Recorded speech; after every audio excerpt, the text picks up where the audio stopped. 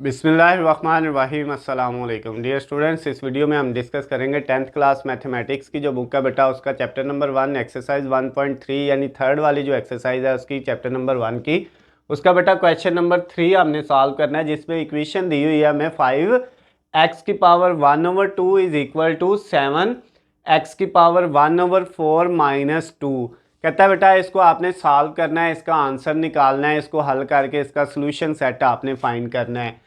तो उसके लिए बेटा ये देखें, इस इक्वेशन को पहले क्वाड्रेटिक फॉर्म में लेके आना पड़ेगा, यानी कि दो दर्जी मसावात बनाएंगे फिर ये सॉल्व होगी।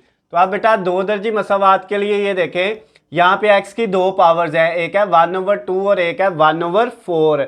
तो मैंने आपको ये बताया हुआ है आपने इसको y के इक्वल लेट करना है। किसको? जो x की पावर छोटी है, स्मॉल वैल्यू जो है x की पावर में, उसको आपने y के इक्वल लेट कर लेना है। तो एक x की पावर 1/2 है और एक 1/4 है। इन दोनों में से बेटा स्मॉल वैल्यू कौन सी है, 1/2 या 1/4?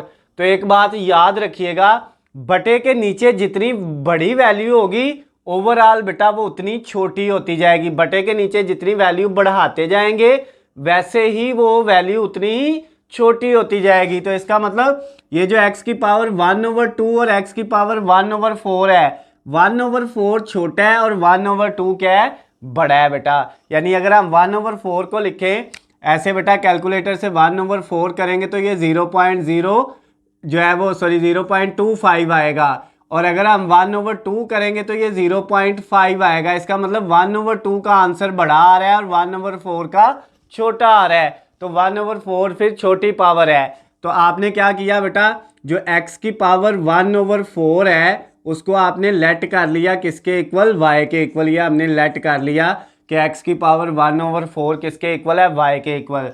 अब बेटा इसका दोनों तरफ अगर हम स्केयर ले लें, x की पावर 1/4 का भी स्केयर ले लिया और दूसरे इक्वल y है तो इसका भी क्या कर लिया, इसका भी स्केयर, इसका भी।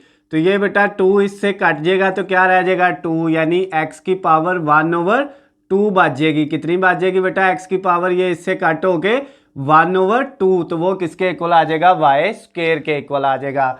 तो अब ये जो वैल्यू है बेटा इनको हमने इसमें पुट करना है 5 ऐसे ही। उसके बाद x की पावर 1/2 की जगह बेटा y का स्क्वायर आ गया इज इक्वल टू 7।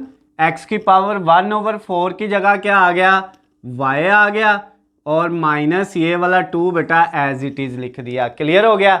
अब ये बेटा 5y², ये 7y राइट साइड पे प्लस का है तो लेफ्ट पे आके माइनस का हो गया, और ये बेटा माइनस का जो 2 है जब ये लेफ्ट साइड पे आएगा तो प्लस का हो जाएगा, और इक्वल के दूसरी साइड पे क्या बच जाएगा, 0। अब ये क्वाड्रेटिक इक्वेशन बन गई है विद रिस्पेक्ट टू y। दो दर्शी मसावात है लेकिन किसके हिसाब से, y के हिसाब से है, y² y और y के बगैर वैल्यू इक्वल टू 0। अब बेटा इसको आपने सॉल्व कर लेना है, इसकी फैक्टराइजेशन कर लेते हैं जैसे 1.1 एक्सरसाइज में हमने किया था। तो फैक्टराइजेशन में बेटा आपने पहली और लास्ट वाली जो वैल्यू है तीसरी, इन दोनों को मल्टीप्लाई करना है। 5 को मल्टीप्लाई करेंगे किससे, 2 से मल्टीप्लाई कर देंगे बेटा। तो जब 5 को 2 से मल्टीप्लाई किया तो ये हमारे पास किसके इक्वल आता है, 10 के इक्वल आता है। किसके इक्वल बेटा, 10 के। इसका मतलब इन दोनों वैल्यूज को मल्टीप्लाई करके 10 आ रहा है। तो अब बेटा इस -7 की जगह वो दो रकमें ढूंढ के लिखनी है जिनको मल्टीप्लाई करके प्लस का 10 आए और प्लस माइनस करके माइनस का 7 आए। तो वो बेटा -5 और -2, इन दोनों को मल्टीप्लाई करेंगे, -5 को -2 से तो प्लस का 10 आएगा, और प्लस माइनस करेंगे तो बेटा क्या आ जाएगा आपके पास, जो है माइनस का 7 आ जाएगा। तो हमने पहली रकम भी ऐसे लिखी 5y², और लास्ट वाली वैल्यू +2 इज इक्वल टू 0, इनको भी ऐसे लिखा। ये जो सेंटर वाली वैल्यू है बेटा -7y, इसकी जगह एक दफ़ा -5y लिख दिया और एक दफ़ा -2y लिख दिया। -5 को -2 से करोगे तो 10 ही आएगा, और -5 में -2 ऐड करोगे तो माइनस का क्या आ जाएगा, 7 आ जाएगा। फैक्टराइजेशन में अगर बेटा किसी बच्चे को मसला होता है तो एक्सरसाइज 1.1 बेटा उसका लिंक नीचे डिस्क्रिप्शन में दिया होगा, या बेटा आप अगर किसी को नहीं मिलता तो स्क्रीन पे मेरा नंबर है, आपने मुझे जो है वो बता देना, मैं आपको सेंड कर दूंगा। वहाँ पे जा बेटा मैंने डिटेल में आपको फैक्टराइजेशन सिखाई हुई है, आप वहाँ से जाके भी कर सकते हैं। अब बेटा ये इसके फैक्टर बन गए। अब आपने क्या करना है, अब बेटा आपने ये किया पहली दोनों वैल्यू में से कॉमन लेना है। क्या कॉमन आ रहा है दोनों में बेटा? 5 भी कॉमन आ रहा है और y भी कॉमन आ रहा है। तो जब इधर 5y² में से 5y कॉमन गया तो बाकी क्या बचेगा बेटा? बाकी आपके पास एक y बचेगा, क्योंकि बेटा 5 भी कॉमन चला गया, y² था, एक कॉमन चला गया तो एक y बच गया माइनस। इधर से बेटा 5 भी कॉमन y भी कॉमन, तो कुछ नहीं तो 1 बचेगा बेटा, जहाँ पे कुछ ना हो वहाँ पे 1 माइनस। अब इन दोनों में से बेटा क्या कॉमन आ रहा है? -2 कॉमन आ रहा है। तो -2 जब कॉमन लिया तो ये -2 कॉमन चला गया, y बच गया। ये माइनस कॉमन लेने की वजह से ये साइन जो प्लस का ये माइनस हो जाएगा और 2 कॉमन चला जाएगा, तो यहाँ पे कुछ नहीं बचेगा। तो जहाँ पे कुछ ना हो वहाँ पे क्या होता है? 1 = 0। अब बेटा कॉमन लेने के बाद अगर ये दोनों वैल्यू सेम आई हैं, इसकी भी और इसकी भी, इन दोनों की कॉमन लेने के बाद और इन दोनों की कॉमन लेने के बाद अगर सेम है तो यहाँ तक फैक्टराइजेशन ठीक हो गई है।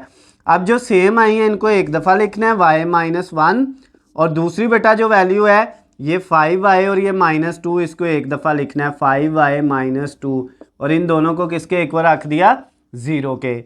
अब ये बेटा y-1 0 के इक्वल अलहदा, और ये जो 5y-2 है ये 0 के इक्वल बेटा अलहदा। अब आपने इन दोनों को हल कर लेना है। आपका जो बेटा आंसर आया वो आया एक y-1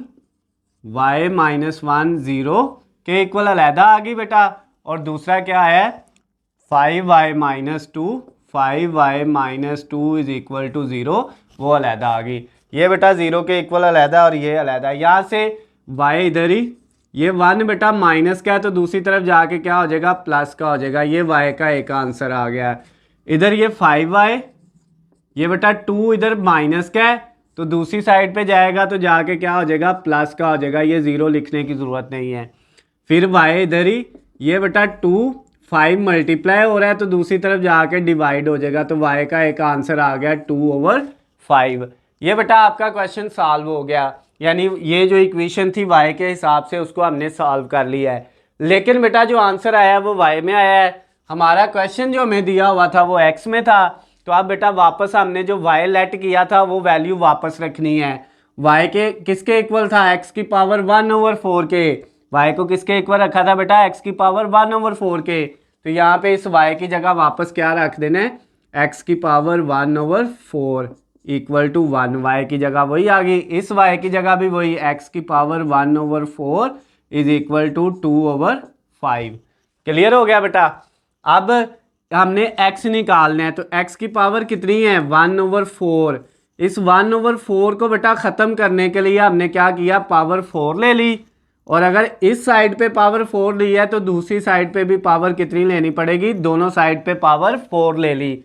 अब ये 4 इस 4 से कट जाएगा तो x⁴ x आ गया इक्वल 1 की जितनी मर्जी पावर हो बेटा वो किसके इक्वल होता है? 1 के इक्वल ही होता है। तो x का एक आंसर तो आ गया हमारे पास 1। इधर बेटा फिर ये x⁴ 1/4 है, इसको ख़त्म करने के लिए आपने पावर 4 ली, तो बेटा दूसरी साइड पे भी आपको पावर कितनी लेनी पड़ेगी?